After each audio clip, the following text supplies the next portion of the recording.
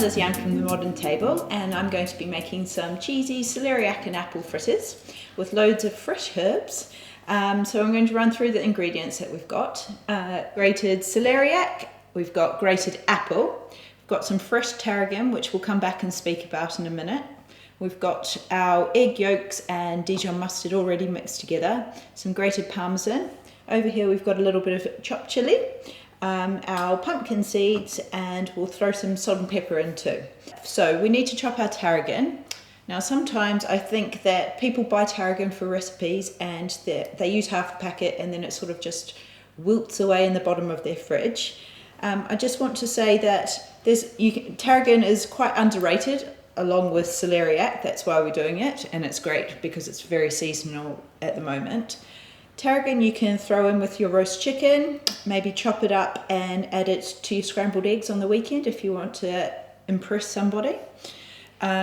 We can also make a nice vinaigrette if you'd like, with some mustard, some vinegar, maybe a splash of lemon juice if you like it quite acidic, some salt and pepper, and also maybe a pinch of sugar if it's a little bit too sharp.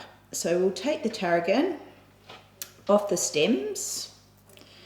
Now I think we need a couple of tablespoons. We also have in the recipe some sage, which we have over here, which is lovely purple sage. So I think we need about 8 leaves or so. Sage is very aromatic even before you start to rub it, but with harder herbs, so sage or rosemary and thyme, I always like to just rub it between my fingers because it really releases the aromatics, so you get more flavour from it. Sage is again lovely with roast chicken, to fry it in some oil and add it onto the top of food. Another favourite of mine is if you have some olives, you can whiz them up and make into tapenade with some oil, and in between 2 sage leaves you pop the tapenade and then you make a little batter, or even just a bit of flour and egg, and then pop it in a nice hot pan of oil and you fry them in the very Moorish.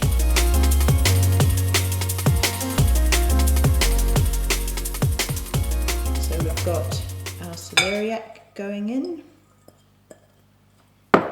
we've got our apple, we've got our chopped tarragon and sage, we've got our egg yolks and Dijon mustard.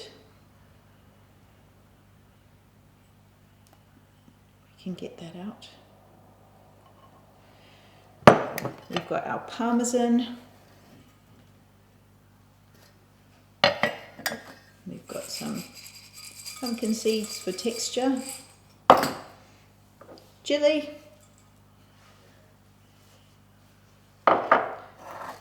Pinch of salt. Maybe quite a hearty pinch of salt. Some black pepper. And now that all our ingredients are in the bowl, we're going to give it a good mix. I've got some egg whites which we've whisked. We're just going to fold them through. So we'll just put a little bit in to start with to get it moving, and then we'll add the rest.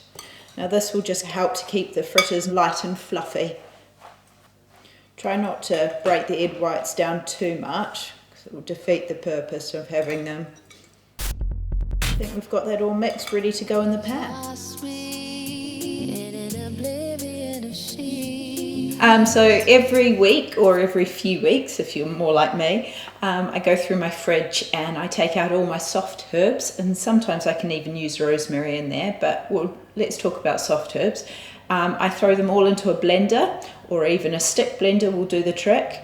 And then I just put in some oil, probably olive oil or extra virgin olive oil, some salt and pepper, and that's when you can start getting creative. Sometimes I add mustard, sometimes I add capers or both, some onion, possibly some cheese or some nuts. You know, it's endless what you can do.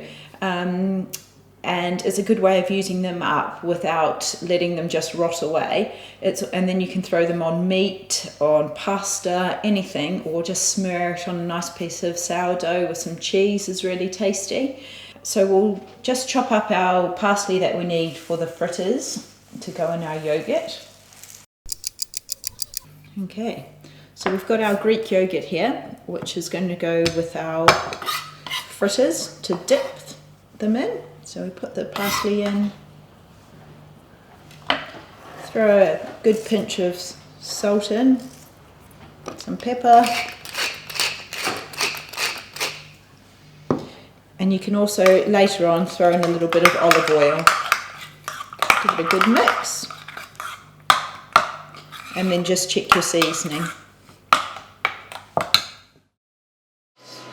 So now we've got our fritters ready to go into the pan. So we've got a really nice hot pan with some oil in it, and we're just going to try and put a couple of, if you just press them down a little bit, or try and hold the fritters together.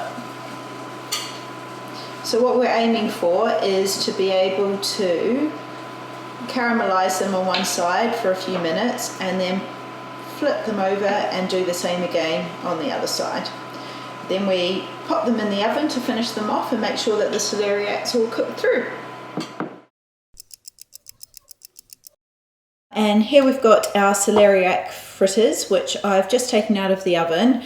They've been in there for about 10 minutes, which we took them from the pan to the oven tray and popped them in. We've also got our yogurt with the parsley and olive oil, which is really nice to serve with it, and you can also serve it with a nice crisp green salad. Thank you very much for watching. If you need any more recipe ideas, just head to the website.